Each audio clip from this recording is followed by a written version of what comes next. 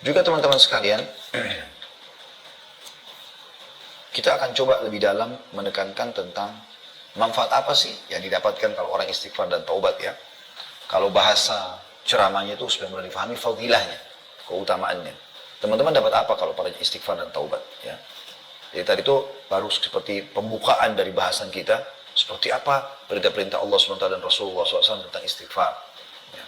Dan statement para ulama salaf tentang dahsyatnya istighfar. Sekarang kita akan masuk manifestasi dan buah daripada istighfar itu sendiri. Yang pertama teman-teman sekalian, istighfar adalah ibadah. Artinya dengan astagfirullah wa atubu ilaih misalnya, itu bukan hanya sekedar membersihkan dosa, tapi akan dicatat sebagai sebuah pahala untuk Anda. Beranjak daripada firman Allah Subhanahu wa taala dalam surah Al-Mu'min ayat 55. A'udzu billahi minasyaitonir rajim. Fasbir. Al-Mu'min ayat 55 ya. Fasbir inna wa'dallahi haqqun wastaghfir li dzambika wasabbih bihamdi rabbika bil 'ashyi wal ibkar. Artinya, maka bersabarlah kamu, karena bersabar maksud dalam ketaatan kepada Allah ya. Ada kesempatan berdosa, sabar. Ada kesempatan beribadah dan adu godaan syaitan untuk supaya malas, sabar. Atau sabar dalam cobaan harian. Dan sabar ada 3 ya. Sabar dalam mengerjakan ketaatan kepada Allah SWT, kayak sholat, kayak puasa, baca Quran dan segala macam. Yang kedua, sabar dalam meninggalkan dosa. Ada kesempatan dosa kita sabar. Dan yang ketiga adalah berjanji kepada Allah, berbuat sabar terhadap cobaan harian, kayak gangguan orang, sakit dan segala macam. Allah mengatakan bersabarlah kaum Muhammad dan ajarkan juga umat untuk bersabar. Karena sungguhnya janji Allah itu benar. Nanti kalian akan dapat pahala dan balasan, akan masuk surga di akhirat.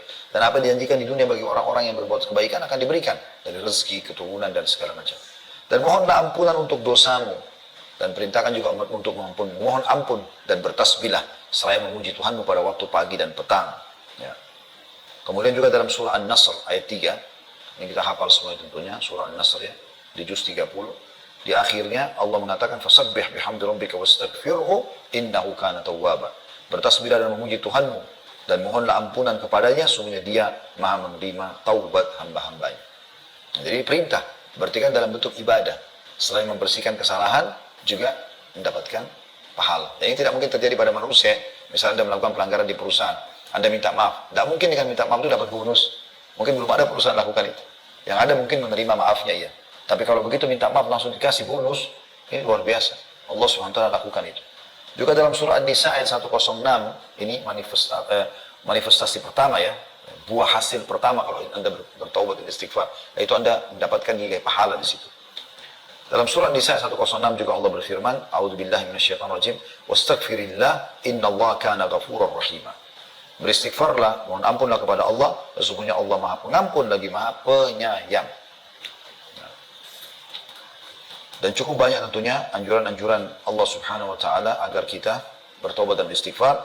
Saya coba tutup di poin pertama ini teman-teman sekalian dengan satu ayat Al-Quran dan satu lagi hadits Nabi SAW. Yaitu surah Al-Maidah ayat 74, masih di poin pertama ya, manifestasinya. Al-Maidah surah nomor 5 ayat 74. A'udzu billahi minasyaitonir rajim, afala yatubuna ila Allah wa yastaghfiruna wallahu ghafurur rahim. Maka mengapa mereka tidak taubat kepada Allah dan memohon ampun kepadanya, dan Allah Maha Pengampun lagi Maha Penyayang. Sementara dalam hadis Nabi SAW, hadis qudsi, Allah berfirman, ya ibna Adam, law balagat dhunubuka ananas samai thumma astaghfartani ghafartu laka wala ubali. Wahai anak Adam, seandainya dosa-dosamu mencapai langit, penuh langit semua dengan dosamu, kemudian kau memohon ampun atau beristighfar kepadaku, maka niscaya aku akan mengampunimu dan aku tidak peduli. Allah SWT tidak peduli dengan dosa kita. Yang penting kita beristighfar dan bertobat. Tapi ingat ya teman-teman, ini dua hal yang selalu bersambung ya. Istighfar, memohon ampun, pengucapan maafnya, dan taubat. Taubat itu berikrar tidak mengulanginya. Ya. Maka Imam Nawawi mengatakan, taubat seorang hamba diterima dengan 3 syarat. Yaitu yang pertama, dia meninggalkan dosa itu seketika. Misalnya lagi berzina, lagi berbohong, lagi riba, dia berhenti. Yang kedua menyesali. Dan yang ketiga, dia berjanji sama Allah tidak akan mengulanginya. Ya. Jadi jangan sampai Anda bilang, oh kalau begitu gampang kita istighfar saja, nanti dosa istighfar lagi. Bukan begitu maksudnya. Ya. Itu mirip kalau Anda tarik rasionalnya di kantor, udah saya sekarang mengatakan saya minta maaf, tapi nanti saya akan ulangi. Kalau ada kesempatan saya akan curi lagi barang, saya akan ini dan itu. Maka tentu Anda akan dikeluarkan. Gitu kan? Anda akan dijauhkan dari rahmat Allah Subhanahu wa taala kalau berhubungan dengan Allah Subhanahu wa taala. Tapi kalau orang misalnya dia pernah berbuat dosa kemudian dia Satu waktu memang dia tidak niat sebenarnya. Ya, di awal dia tobat. Kemudian satu waktu 5 tahun, 10 tahun kemudian dia terjerumus lagi dalam dosa yang sama. Karena lemah imannya. Dan dia menyesali dia kembali. Allah akan terima tobat. Tapi kalau orang jadikan sebagai bahan mainan saja, nggak apa-apa dia pegang dulu, cium dulu dan segala macam. Nanti istighfar. Nah, kan begitu maksudnya. Ya.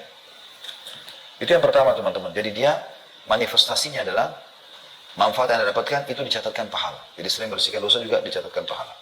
Yang kedua, istighfar termasuk sebab rezeki.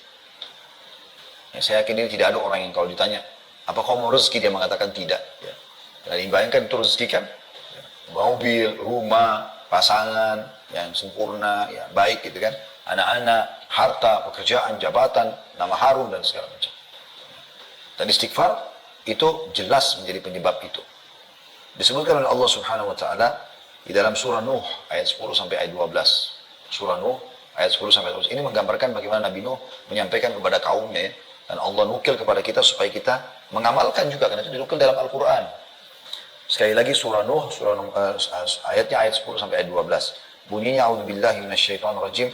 Faqultu astaghfiru rabbakum innahu kana ghaffara yursilis samaa'a 'alaikum midrara wa yumdidkum bi amwalin wa banina wa yaj'al lakum jannatin wa yaj'al lakum anhara. Artinya, maka aku katakan kepada mereka, ya Allah. Nabi Nuh berkata pada kaumnya, mohonlah ampun kepada Tuhanmu, beristighfarlah. Faqultu astaghfiru rabbakum. Aku katakan beristighfarlah kepada Tuhanmu. Sesungguhnya Dia Maha Pengampun. Niscaya dengan istighfar itu, Dia akan mengirim hujan kepadamu dengan lebat dan memperbanyak harta dan anak-anakmu, dan mengadakan untukmu kebun-kebun, dan mengadakan pula di dalamnya untukmu sungai-sungai. Pernah ada 3 orang datang berhubungan dengan ayat ini. Ada 3 orang datang kepada Hasan Basri rahimahullah. Yang satu sudah lama nikah nggak punya anak, yang satu sudah lama bekerja nggak kaya-kaya, yang satu kena penyakit nggak sembuh-sembuh. Tapi 3-tiganya sudah ikhtiar. Datang di waktu yang bersamaan, satu masuk keluar, sudah dikasih solusi langsung keluar, masuk lagi yang satu dan seterusnya. Pertama datang orang mengatakan, saya sudah 10 tahun menikah, sudah berobat sana sini, dan keluarga kami juga subur. Kami belum dikarunia anak. Maka apa yang harus kami lakukan? Kata Hasan Basri, perbanyak istighfar. Bukan istighfar ya, perbanyak istighfar. Jangan berhenti lisan mengucapkan itu.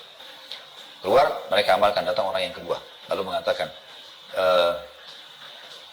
saya sudah lama bekerja, tidak kaya-kaya seperti si fulan.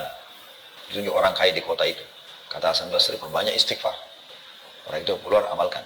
Datang orang ketiga lalu mengatakan lagi, saya sudah lama kena penyakit, gak sembuh-sembuh. Tidak ada tabib satupun kecuali saya sudah datang. Apa yang harus saya lakukan? Kata Hasan Basri, perbanyak istighfar. Pulanglah ketiga orang ini tentunya. Ada satu orang di situ bertanya kepada Hasan Basri, mengatakan, wahai imam. Imam itu kalau kita sekarang kiai ya. Kenapa anda cuma suruh orang-orang ini istighfar?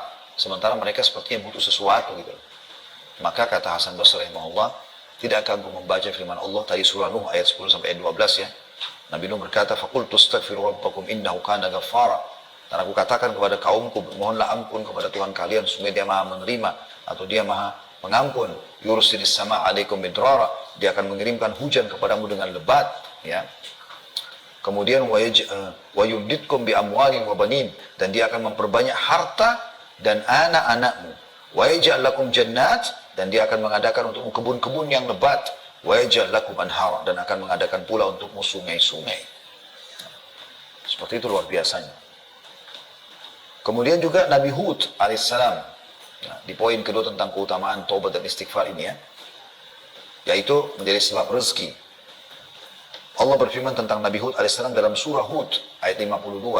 A'udzubillahi minasyaitonir rajim. Wa ya qaumi istaghfiru rabbakum thumma tubu ilaihi yursilis samaa'a 'alaikum midraran wa yazidkum quwwatan ila quwwatikum wa la tatawallaw mujrimin. Dan dia Hud berkata, hai kaumku, mohonlah ampun kepada Tuhanmu, lalu bertaubatlah kepadanya. Mohon maaf, astagfirullah, kemudian atubu ilaih, berjanji tidak akan mengulanginya. Niscaya kata Nabi Hud alaihissalam, ini Allah nukil dalam Al-Quran, kitab suci kita, yang dibawa oleh Nabi Muhammad SAW, agar jadi pelajaran dan kita amalkan. Maka Dia akan menurunkan hujan yang deras untukmu. Maksudnya, bukan hujan yang membahayakan, tapi hujan yang menyuburkan. Dan Dia akan menambahkan kekuatan kepada kekuatanmu.